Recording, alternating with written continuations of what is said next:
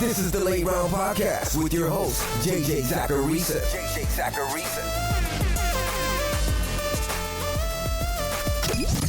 What's up, everyone? It's JJ Zacharisa, the editor-in-chief at FanDuel and at NumberFire.com, and this is episode 334 of the Late Round Podcast, one of the many shows that are part of the FanDuel Podcast Network. Thanks for tuning in. The big hit last week on this show was Kenyon Drake. I liked him a lot more than the consensus, and he came through with a big performance. I was pretty average at quarterback. I got Patrick Laird wrong, I got Terry McLaurin right, and I missed on Jamison Crowder and John Brown. I'll actually be talking about those two wide receivers today. Overall, though, it was a decent Week 15. This is the last one of these episodes of the season, so hopefully we end things on a high note. Now, before looking at players that I'm higher and lower on versus the consensus for this week, I want to remind you guys that there are NFL games on Saturday. And that means we've got a 3-game slate for FanDuel on Saturday. For just $9, compete for $500,000 in prizes, including $100,000 for first place. For more details on the contest, visit FanDuel.com or download the FanDuel app today. Eligibility restrictions apply. Dak Prescott is better at home than on the road, like most quarterbacks are. But it's really hard for me to look at this matchup against Philadelphia this week and say that he's not a top 5 quarterback option. Philadelphia gets torched by outside wide receivers, and the Cowboys have 2 really good outside wideouts in Amari Cooper and Michael Gallup. The Eagles rank about average in adjusted fantasy points allowed, but they've been pretty awful over the last 3 weeks against Ryan Fitzpatrick, Eli Manning, and Dwayne Haskins. That trio of very mediocre quarterbacks averaged 20.6 fantasy points against the Eagles. And don't forget, Dak himself is very good for fantasy. He finished outside the top 15 just twice this year, and he's 4th in points per game. I'd be confident playing Dak Prescott this week. Ryan Fitzpatrick is the top streaming option here in Week 16. Like I said on the 15 Transaction Show a couple of days ago, he's been averaging more points per game than Russell Wilson since he returned as starter in Week 7. And he gets Cincinnati this week, that's allowed 2.1 points above expectation this year to opposing quarterbacks, meaning we should expect Fitzpatrick to score about 2 more points than his season-long average. The game has a decent over-under, it should be close, and that all makes Ryan Fitzpatrick a pretty strong play. Honestly, there aren't many quarterback options that I disagree with positively. I think Gardner Minshew and Andy Dalton are both streaming options this week if you need deeper plays, but Dak was the one quarterback who struck me as too low, while Fitzpatrick seems like the easy go-to streamer this week.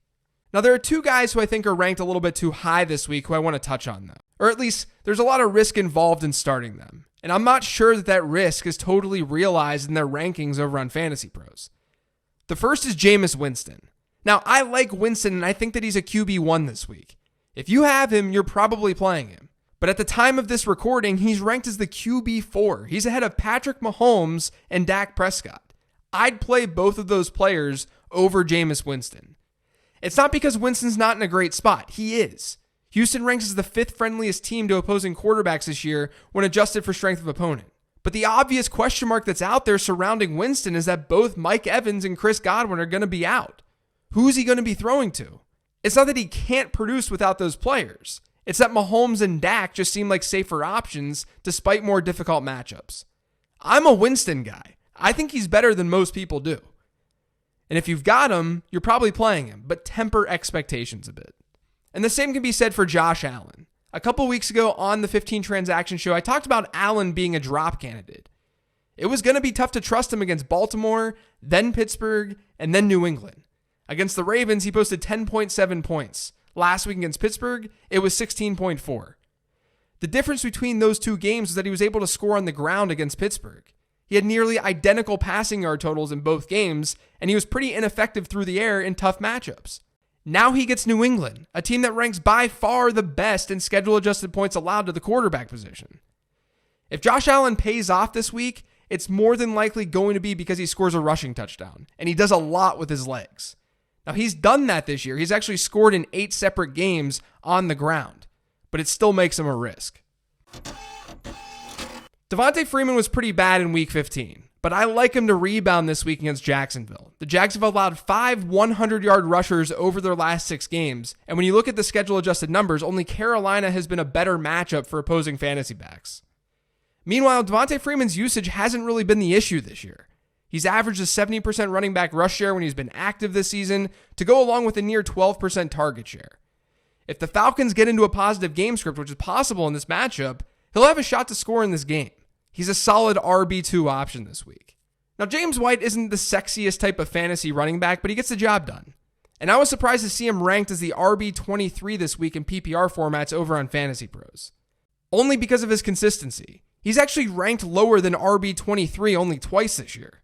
And he's hit double-digit PPR points in all but 2 games as well. And it's not like Buffalo is that tough of a matchup for opposing running backs. They're average in adjusted points against, and they've given up receiving yards to opposing running backs at an above-average rate. It's not that I'm totally in love with James White, it's just that I think that he should be ranked higher. Boston Scott was an ad on this week's 15 Transaction Show, and I think he's not the worst play in PPR formats. He saw 17.5% of Philly's targets last week, and he played 45.5% of their snaps. And the Eagles have a lot of holes at pass catcher. Not only that, but Dallas, their opponent this week, they've given up receiving yards to running backs at an above average rate, and 22.6% of the targets that Dallas has faced have gone to running backs. That's one of the higher marks in the league. If you're desperate for a flex or even just need an RB2 who could get you close to 10 PPR points, I think Boston Scott is in play. Okay, so Raheem Mostert is the running back that you want in San Francisco. And the 49ers as a team have scored the second most fantasy points at running back this year. But I'd be lying if I said Mostert didn't scare me. Over the last 4 weeks, Mostert's been the RB 13, 5, 4, and 28. Naturally, he has a fairly high ranking in week 16. But over the last 3 weeks, Mostert hasn't seen a target share higher than 9.5%. And he's only caught a maximum of 2 passes in a single game since becoming more involved in this offense. The thing that's really helped him is touchdowns. He scored a rushing touchdown in 4 straight games. He's getting work there, so we shouldn't expect him to have 0 touchdowns. But look at his performance against Atlanta last week. 54 rushing yards, a running back rush share under 60%, a target share of 6%, and 1 catch for 5 yards. Without that touchdown, he would have scored fewer than 5 PPR points. And I doubt that he'd be ranked as highly as he's ranked this week. It's not the worst matchup this week, but I'm a little concerned about what his output could look like without a touchdown. You probably have to play him if you have him, but just keep your expectations in check. James Conner's return last week saw him with a 57% running back rush share and a 14% target share. Not bad. But he also had just 9 receiving yards and 42 rushing yards. Not great. The Steelers' offense hasn't been good this year, and it's been legitimately bad in Duck Hodges' 3 starts since becoming starter. Against Cleveland, Arizona, and Buffalo, Pittsburgh's averaged just 27.8 yards per drive while scoring touchdowns on 13.3% of their drives. For some perspective, on the season, that'd be a bottom 5 number in yards per drive, and only Cincinnati is scoring touchdowns at a worse rate. So we know going into this matchup that Pittsburgh's unlikely to put up 30-plus points, at least offensively. That means that players in the offense need a huge touchdown share in order to really pay off. Could it be James Conner? Sure. But the Jets also haven't been all that bad against running backs. In fact, the Jets have given up the 6th fewest yards to opposing running backs from scrimmage. They've just allowed the 16th most touchdowns, so they're not as bad of a matchup on paper. But what if the opposing offense isn't likely to score a lot of touchdowns? That's what you've got with James Conner, and that's what scares me. He could end up with a low yardage total, but then his touchdown upside isn't that strong given the offense that he's playing in. That's a recipe for disaster. But look, if you have him, like a lot of these guys, you're probably playing him. But that doesn't mean he's without risk. I already alluded to this with Dak Prescott, but I love the Cowboys wide receivers to bounce back big time this week against Philadelphia.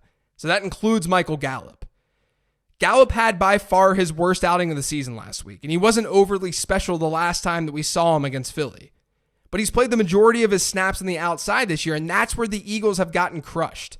They've allowed the 7th most adjusted fantasy points to wide receivers this season, but they've seen the lowest percentage of targets go to the slot.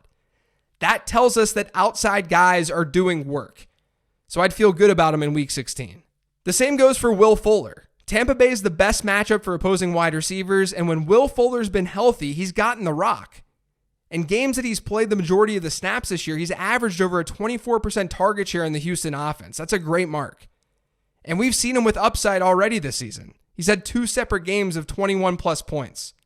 This matchup and that target share make him a great play this week. So there's a decent gap in rank between Sterling Shepard and Darius Slayton. The rookie is about 10 spots ahead.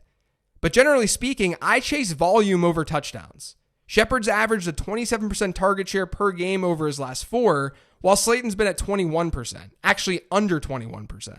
Really, the main difference between the two guys over this time is that Slayton had that monster game against Philadelphia. But I think both players are in play. I just think the rankings should be a lot closer. Jamison Crowder's a really interesting option this week. He's ranked at wide receiver 40, which I totally understand because Pittsburgh's a tough matchup, but they've also been bad against the slot this year. And that's really an extension from last season too. No team has seen a higher percentage of targets go to that area of the field than Pittsburgh has. And Jamison Crowder, according to Pro Football Focus, has played 75% of his snaps from the slot this season. He's not easy to trust, but I think Crowder should be okay this week. I at least prefer him to Robbie Anderson. Now, on the other side of things is Breshad Perriman. I don't mind him, and I'll be using him in potentially more than one championship matchup this week. So when I say he's overvalued, I don't mean to the point where he's unplayable. But I'd play Will Fuller over Breshad Perriman this week. He's ranked well below him right now. Despite his performance last week in a plus matchup, Perriman still just saw 14.6% of Tampa Bay's targets. There's risk in playing him. He's not a lock like a lot of people seem to be selling him as. The matchup is good enough to play him, but I think he's more of a low-end wide receiver 2 or a high-end wide receiver 3, when he's a fringe top 20 wideout on Fantasy Pros right now. Justin Watson could easily outperform him this week if Scotty Miller's sidelined with his hamstring injury. And then there's John Brown. I was surprised that he was able to come through with such a huge percentage of Buffalo's receiving yards against Pittsburgh on Sunday night. And Brown's a great receiver. I just don't trust him against New England. The last time these teams faced, Brown caught 5 of 11 targets for a nice 69 yards. But in New England against Stephon Gilmore, I think we'd all be more than pleased with that kind of performance. He's wide receiver 30 this week, but I think that's too high, unfortunately. Naturally, without Mike Evans and Chris Godwin, we should expect an uptick in work for O.J. Howard. But really, over the last 3 games, his usage hasn't been all that bad. He's averaged a 16.3% target share while hitting the 18% mark in 2 of those 3 games. Houston's not an unbelievable matchup and opponent for a tight end, but it's very easy to see a path for upside for O.J. Howard this week. He's a good low-end tight end 1. As is Mike Gesicki, as long as you need a floor. He's hit a double-digit percentage target share in 7 straight games, which is something that I mentioned on the 15 Transactions podcast. And since week 9, Gesicki's averaged about 9.4 fantasy points per game. That's not amazing, but it's useful. He can realistically finish as a tight end 1 without a touchdown this week. But if he does score, he'll get there given his strong target floor. And also, if you have Jacob Hollister, you're playing him. He gets Arizona, which is the best matchup for opposing tight ends by far. He's averaged over an 18% target share per game over his last 4 contests, too. He hasn't really produced, but he shouldn't have trouble against the Cardinals. 2 streaming defenses this week are the Denver Broncos and the Atlanta Falcons. I talked about both defenses on the 15 Transactions show, but if you missed it, Denver's a good play because they're a touchdown favorite at home, and David Blau has taken at least 2 sacks per game over his 3 starts. Defenses have also finished as top 5 options against Detroit in each of the last 2 weeks. So with a low over-under in that game, Denver should be fine. But my sort of deeper play that almost definitely is going to be on your waiver wire is Atlanta. Jacksonville's had one of the worst offenses in the league since the start of November, and Atlanta's defense surprisingly has 4 top 10 performances over their last 6 games. And those are 6 games since they changed up defensive play calling duties. So as home favorites, they're a pretty good play. That's going to do it for today's show, though. Thanks to all of you for listening. If you've yet to subscribe to the Late Round Podcast, make sure you are by searching for it pretty much anywhere podcasts can be found. And don't forget to follow me on Twitter @LateRoundQB. Thanks, everyone. I'll talk to you tomorrow with the weekly Mailbag Show.